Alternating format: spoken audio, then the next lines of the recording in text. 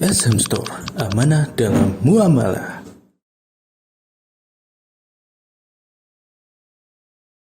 Beberapa hari terakhir ini kita diramaikan dengan perbincangan tentang kenaikan harga-harga barang, kenaikan kebutuhan pokok. Sampai ada yang mengeluhkannya, bahkan sampai waliyadzubillah melakukan hal-hal yang melanggar aturan-aturan syariat Allah Subhanahu wa ta'ala. Ma'asyiral muslimin rahimani wa rahimakumullah, ketahuilah bahwasannya kenaikan harga merupakan ketetapan serta takdir yang ditetapkan oleh Allah Subhanahu wa ta'ala, Zat yang maha pengasih, Zat yang maha pemurah, sekaligus ujian bagi manusia, ujian bagi hamba-hambanya. Dahulu di zaman Rasulullah SAW pernah terjadi bahwa harga-harga barang melambung tinggi. Kemudian di antara sahabat ada yang mendatangi Rasulullah SAW mengeluhkan, "Ya Rasulullah, ala syi'ru alaina fasa'ir lana." Wahai Rasulullah, harga-harga naik melambung, maka tentukanlah dan tetapkanlah harga-harga tersebut untuk kami. Apa jawab Rasulullah SAW? Kata beliau, "Innallaha huwal musa'irul qabidul basitur razzaq." Sesungguhnya Allah lah, dialah zat yang menetapkan harga. Dia yang menahan, dia yang melapangkan. Dialah zat pemberi rizki.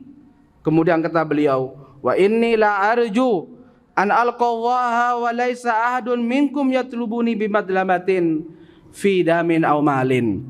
Dan sesungguhnya aku, kata beliau, benar-benar berharap bertemu dengan Allah Ta'ala, dan tidak ada seorang pun dari kalian menuntutku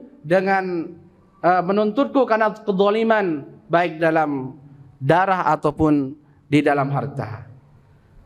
Dalam hadis ini, ketika para sahabat ridwanullah alaihim ajma'in mengeluhkan tentang kenaikan harga yang terjadi di masa mereka, Rasulullah SAW bukan menekan harga, bukan justru menekan harga sebagai pemimpin, tidak.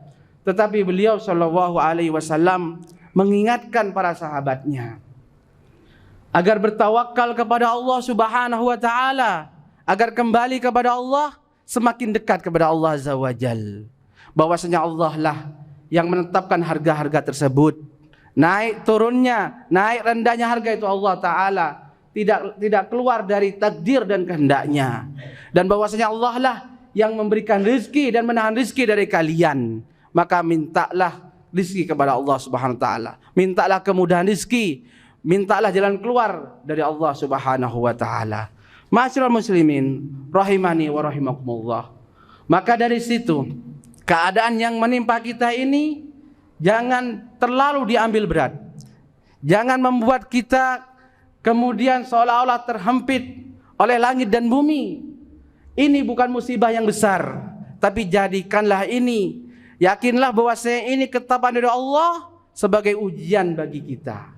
Kita tahu bahwasanya kehidupan dunia ini adalah ujian yang barang siapa memasukinya pasti akan diuji. Allah Subhanahu wa ta'ala berfirman, Alladzi khalaqal mauta wal hayata liyabluwakum ayyukum ahsanu amala. Dialah yang menciptakan kematian dan kehidupan untuk menguji kalian, siapa di antara kalian yang paling baik amalnya. Jadi ini adalah ujian dari Allah.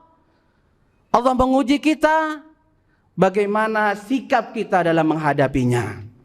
Jadi orang yang berhasil dalam menghadapi ujian ini, yaitu dia yang dengan ujian ini baik amalnya, semakin dekat kepada Allah.